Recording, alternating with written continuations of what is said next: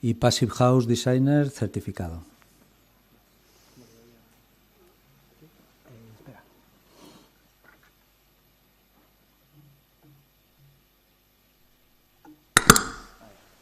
Hola.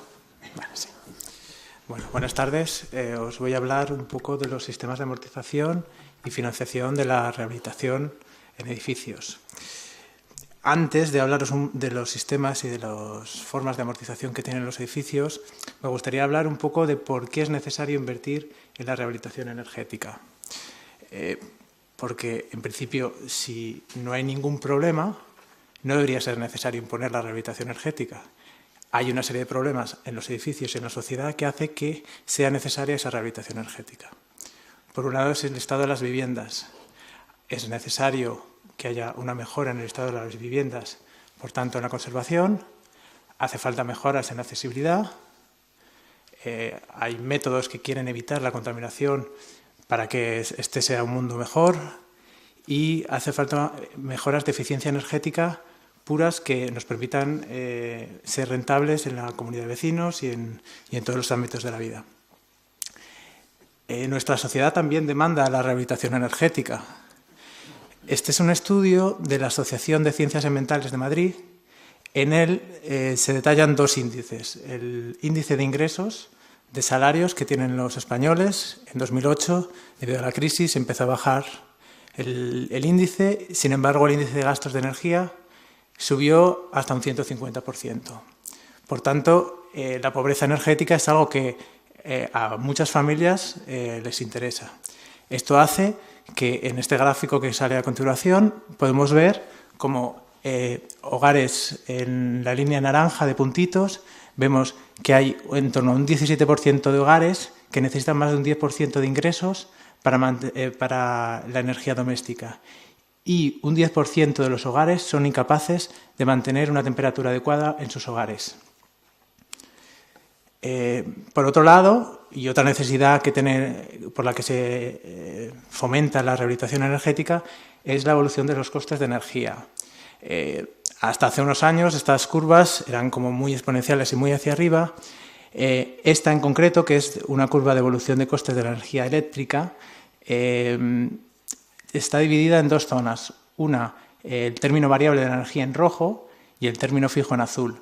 Aquí Endesa o las eléctricas nos engañaron un poco y subieron el término de potencia bastante y bajaron el término de energía. Por tanto, aparentemente, si ves una lectura de los últimos años, hay una pequeña tendencia hacia abajo. Sin embargo, si coges el interanual de la evolución de los precios de la electricidad, es un 6% interanual entre 2008 y 2015. Ahí va, espera. Vale. Y un dato más, la luz en noviembre de este mes ha subido un 3,5%. Por tanto, esta curva poco a poco volverá a seguir subiendo y ese índice de un 6% interanual, que es algo normal en la evolución de electricidad, pues se va a seguir manteniendo. La evolución de costes de energía gasoil y gas, bueno, esto es otra. Aquí sí que hay una tendencia real a la baja, pero bueno, es debida muchas veces al efecto del fracking y políticas e intereses políticos que hacen que se haya bajado el precio del petróleo. El gas es el elemento más sensible para las viviendas, ya que genera electricidad y calefacción. Y muchas veces no nos damos cuenta de que quien maneja estos precios son gente como que puede hacer lo que quiera con la evolución de precios. Por tanto, lo mejor para las viviendas, para la sociedad en general, es que no se pierda esa energía y, por tanto, de ahí la rehabilitación energética. Vale, voy a hablaros de dos tipos de amortización que se tienen en cuenta en la rehabilitación energética. Una es la amortización simple, como su nombre indica, pues es algo muy sencillito. Es el cociente entre el coste neto de la inversión. El coste neto de la inversión es el coste de las obras menos, si hay alguna subvención, pues bueno, se le resta. Y el cociente entre el coste neto de la inversión y el ahorro neto anual. En esta obra en concreto tenemos una obra de 49.000 euros, que había una subvención de 3.000 euros y hay unos ahorros anuales de 7.000. Por tanto, hay un payback simple de 6,61. En este tipo de amortización no se tienen en cuenta ni los incrementos del precio de las energías, ni se tiene en cuenta el IPC, ni se tiene en cuenta mantenimientos, que al final son cosas que hacen que la amortización sea más real a la propia realidad de la amortización. Por tanto, cuando hablamos de rehabilitación energética en estudios ya más avanzados, tenemos que hablar de valor actualizado neto, ¿vale? El VAN. El VAN es el ahorro energético actualizado, que ahora diré lo que es, menos el coste de mantenimiento actualizado y menos el coste neto de la inversión. Vale, de estos 3 puntos, el coste neto de la inversión está fácil, es el coste de la inversión menos las ayudas, que era lo mismo que en el payback simple. El ahorro energético actualizado es el ahorro energético anual al que se le añaden o se maximiza por el precio del incremento del precio de la energía y se disminuye por una tasa de descuento que es igual al interés nominal del banco que me da la inversión menos la tasa de inflación, el IPC. Esto en un ejemplo se ve mucho más sencillo. Y un coste de mantenimiento actualizado, que sería el coste de mantenimiento que voy a tener durante una serie de años, va a tener un IPC. Entonces el mantenimiento se me va a ir incrementando. Bueno, en el mismo ejemplo que estábamos antes, tenemos una obra de 49.000 euros. Un coste de mantenimiento anual de 200. Vamos a suponer que es la renovación de una envolvente, que hay que pintar la fachada cada 10 años y empleamos 2.000 euros. Hay un incremento del precio de la energía de un 6%, una tasa de inflación de un 1,2% y un tipo de interés bancario con el que vamos a pagar ese crédito de un 5%. Entonces, en esa operación, digamos, el primer año tendríamos el ahorro generado más el ahorro generado por el incremento del precio de la energía menos la diferencia entre el interés nominal del banco del préstamo y el IPC. Finalmente tendríamos que ese año es 7.226 el ahorro real. A ese ahorro real habría que restarle el mantenimiento, que cada año va a tener un incremento en IPC. Digamos, el VAN es una simulación dinámica de amortización y hay que hacerla como con una tabla Excel, simulando año a año cuando va siendo el acumulado del coste de la inversión. Hay un momento, si veis, el coste de proyecto empieza en negativo y hay un momento que conforme las ayudas o las subvenciones que pueden aparecer en el año 1 o en el año 3, que en el payback simple no podías regular en qué año tenías la subvención, digamos, hay un momento en el que pasa de negativo a positivo. Eso sería, digamos, el VAN, que aproximadamente está en 5,2 años. Esto en la otra inversión eran 6,66 debido al incremento en precios de combustible, pues bueno, y esas diferencias que hacen que este tipo de amortizaciones sean más reales y que son las que hace falta hacer para la financiación. Bueno, voy a hablar de modelos de financiación de rehabilitación. Bueno, hay otra cosa que es el TIR a la hora de amortizaciones, pero bueno, yo creo que con que tengáis claro que hay que hacer un análisis dinámico VAN más que un payback simple para análisis más concretos, o sea, digamos, más específicos, yo creo que es suficiente. Bueno, métodos de financiación de la rehabilitación. Bueno, yo considero que hay varios métodos para financiar la rehabilitación energética. Principalmente el clásico, yo pido un préstamo a un banco y me lo da, se puede matizar y ser una posible financiación, siempre y cuando haya dos preceptos. Que haya digamos que la administración pública fomente un uso estratégico de subvenciones, no que dé subvención, o sea, no que toda su política en rehabilitación se base en subvenciones, sino que dé una parte en subvenciones para generar actividad y luego que suministre recursos financieros de bajo coste a largo plazo. Y me explico. Una reforma profunda de un hogar medio en España, de unos 81 metros cuadrados, ahorra un 83% de la demanda de energía. O lo que es lo mismo, bueno, o lo que podría ser unos 684 euros anuales en la factura eléctrica. Si yo con ese ahorro sé que voy a generar ese ahorro, voy a un banco y le digo, pues si me da un préstamo a un 9% de interés a 5 años, me darían 2.660 euros para realizar la inversión. Sin embargo, bueno, sería la tabla. Sin embargo, si ese mismo banco, en vez de un 9, me da un 5 y en vez de 5 años me da 20 años, yo tengo 8.500 euros para invertir en rehabilitación. O sea, la financiación a largo plazo es interesante.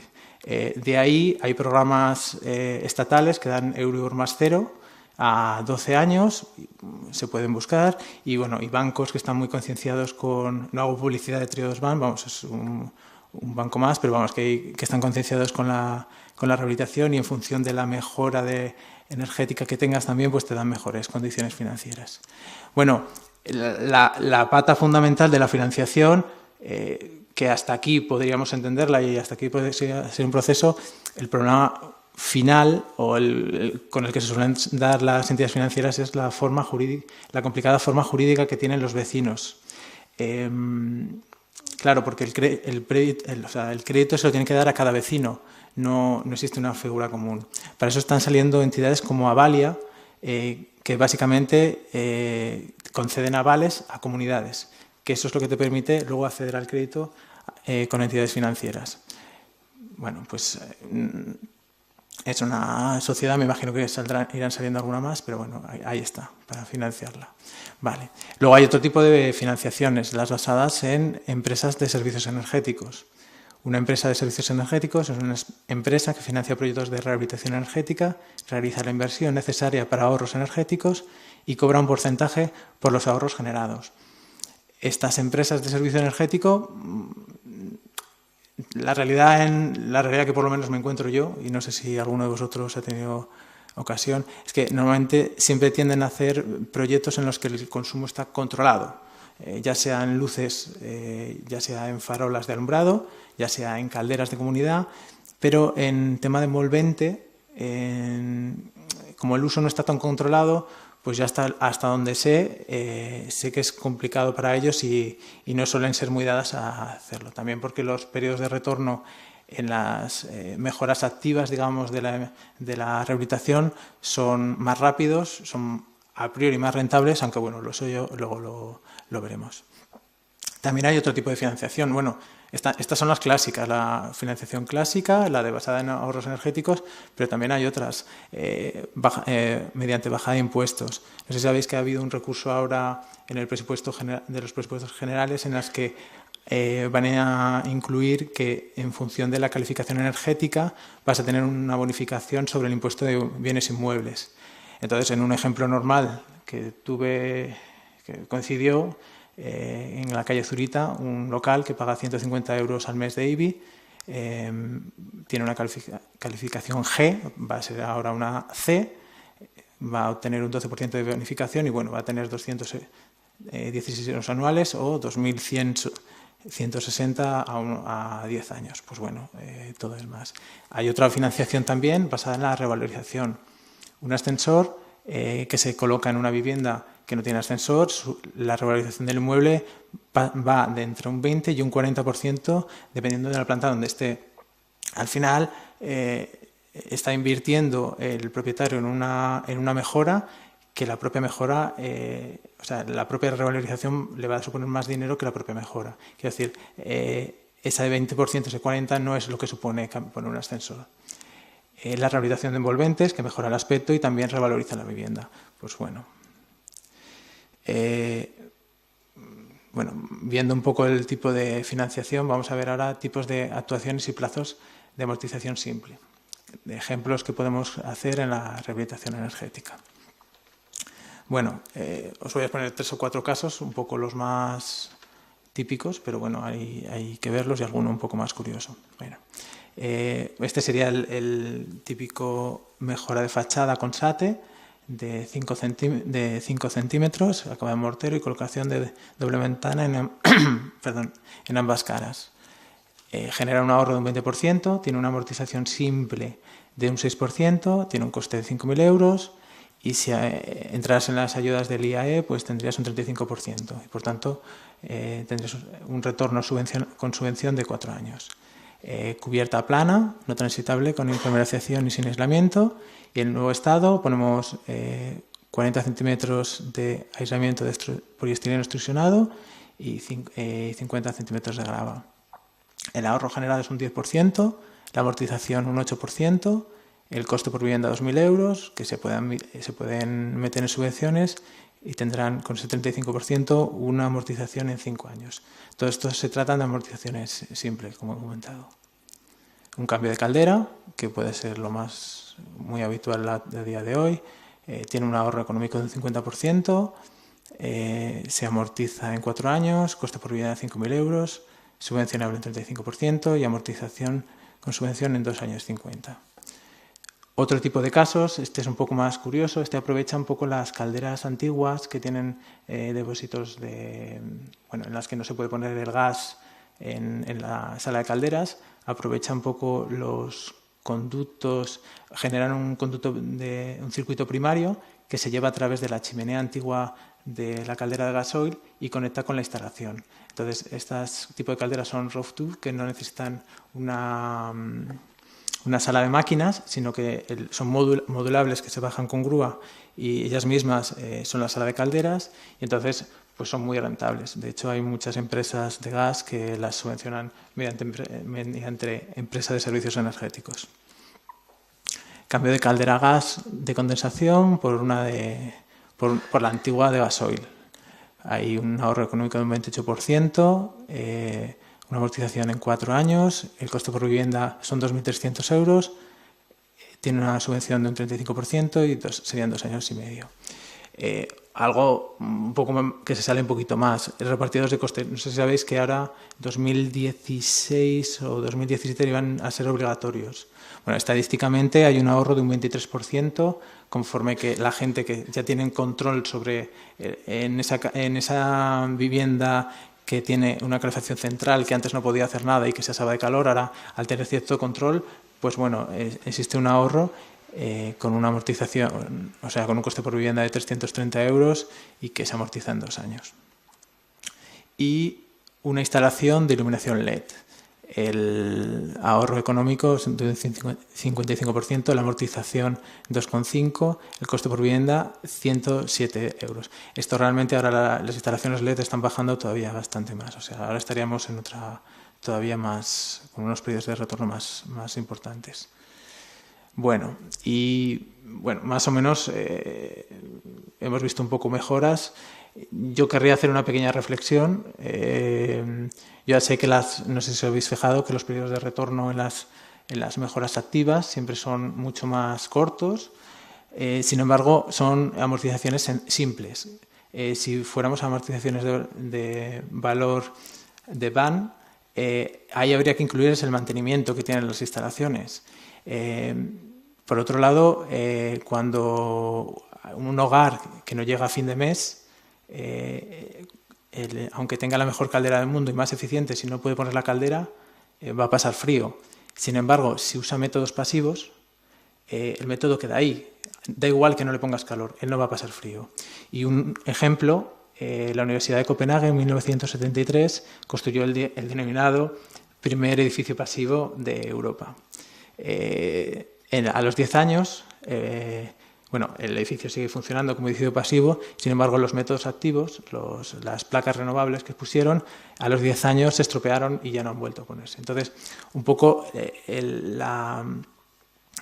las casas o las rehabilitaciones yo las pienso más como envoltorios y menos como una cosa que tenga muchos gadgets incorporados que puedan dar elementos que son muy eficientes en ese momento, posiblemente muy baratos, pero que dentro de 2 años van a sacar una caldera mejor, unas placas mejores, más eficientes y sin embargo rehabilitar mediante elementos pasivos, ya sea aislamientos o ya sea tratando infiltraciones, yo entiendo que es más rentable a largo plazo.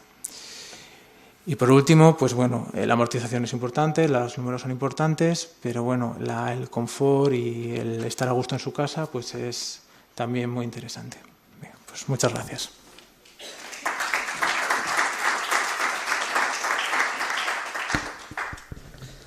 Muchas gracias, muy interesante. ¿Lo quito? ¿Se casó para valor? Vale, no sé que lo grabo.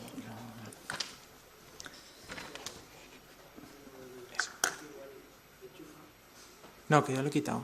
Es que estaba en... No, que ya lo he dejado en el escritorio. La amortización que tienen los edificios, me gustaría hablar un poco de por qué es necesario invertir en la rehabilitación energética. Porque, en principio, si no hay ningún problema, no debería ser necesario imponer la rehabilitación energética.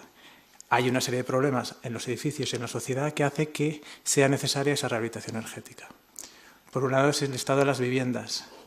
Es necesario que haya una mejora en el estado de las viviendas, por tanto en la conservación. Hogares en la línea naranja de puntitos, vemos que hay en torno a un 17% de hogares que necesitan más de un 10% de ingresos para la energía doméstica. Y un 10% de los hogares son incapaces de mantener una temperatura adecuada en sus hogares. Por otro lado, y otra necesidad por la que se fomenta la rehabilitación energética, es la evolución de los costes de energía. Y Passive House Designer certificado.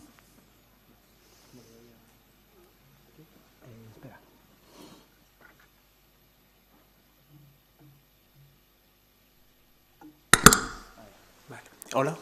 Vale, sí. Bueno, buenas tardes. Os voy a hablar un poco de los sistemas de amortización y financiación de la rehabilitación en edificios. Antes de hablaros de los sistemas y de las formas de... En él se detallan dos índices. El índice de ingresos, de salarios que tienen los españoles. En 2008, debido a la crisis, empezó a bajar el índice. Sin embargo, el índice de gastos de energía subió hasta un 150%. Por tanto, la pobreza energética es algo que a muchas familias les interesa. Esto hace que en este gráfico que sale a continuación podemos ver cómo hace falta mejoras en la accesibilidad. Hay métodos que quieren evitar la contaminación para que este sea un mundo mejor y hace falta mejoras de eficiencia energética puras que nos permitan ser rentables en la comunidad de vecinos y en todos los ámbitos de la vida. Nuestra sociedad también demanda la rehabilitación energética. Este es un estudio de la Asociación de Ciencias Ambientales de Madrid